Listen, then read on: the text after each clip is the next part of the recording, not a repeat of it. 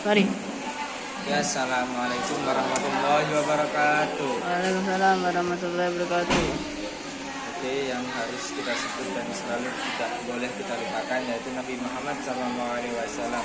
Dan juga yang termasuk saya hormati dalam kesempatan kali ini yaitu Abi Hanif dan juga Umi Ida. Di sini saya akan mempresentasikan dalam bab 4 yang berada dalam kitab Hidayatul Mustafid atau lebih gampangnya dikenal dengan ilmu tajwid.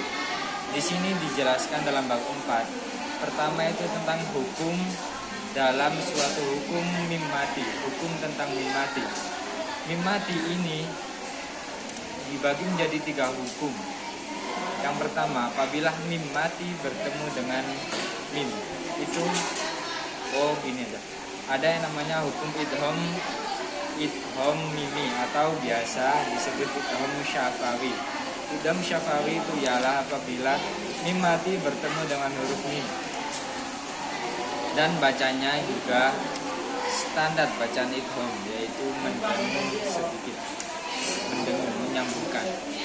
Seperti lahum masalan, mim bertemu mim. Dan selanjutnya tentang ihwa syafawi. Ihwa syafawi itu ialah apabila mim mati bertemu dengan ba. Cara membacanya itu juga mendengung dengan dicampurkan sedikit, seperti bacaan ihwa itu. Contohnya tarmihim bihijarah. Bacanya seperti itu. Dan ada juga idhar syafawi. Mim mati ini dibaca jelas, boleh dibaca jelas. Emang dibaca jelas. Dan mim mati ini tidak boleh bertemu dengan huruf kecuali mim dan ba. Dan terlihat lebih jelas lagi apabila ia bertemu dengan wa dan juga fa.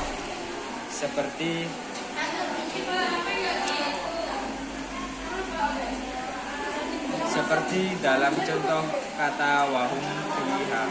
Dan selanjutnya saya akan menjelaskan tentang seputar al-ta'rif. Al-ta'rif itu ialah al yang apabila al tulisan al alif lam itu al-ta'rif. Al-ta'rif di sini memiliki 2 hukum apabila ia jatuh berada sebelum lokasi huruf hijaiyah yang lain. Hal ini dibagi menjadi 2, yaitu yang pertama al-qamariyah. Al-qamariyah yang namanya qamariyah itu rembulan, yaitu sedikit redup, tidak begitu jelas. Al ini al yang apabila jatuh pada sebelum huruf ablahi hajjaka wa qafima. Ya, ini.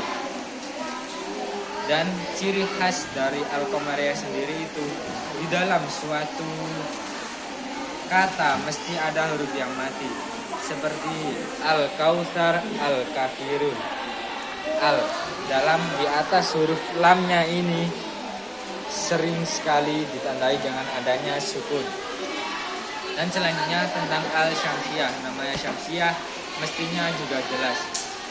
Al ini, al-syamsiyah itu al yang jatuh sebelum huruf 14 yang berada dalam awalan dalam suatu bait. Tiba sumasil rahman tafus dan ni'am daksu andoni zur syarifan lil karam. Ya Allah.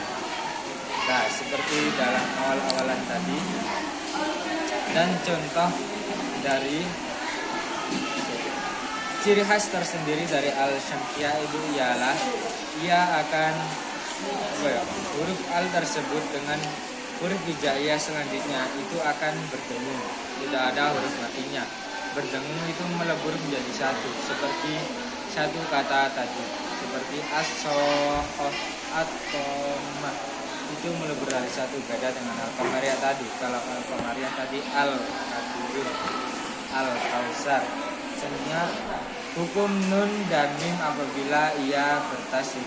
Hukumnya itu ialah kita harus menampakkan dengungan tersebut.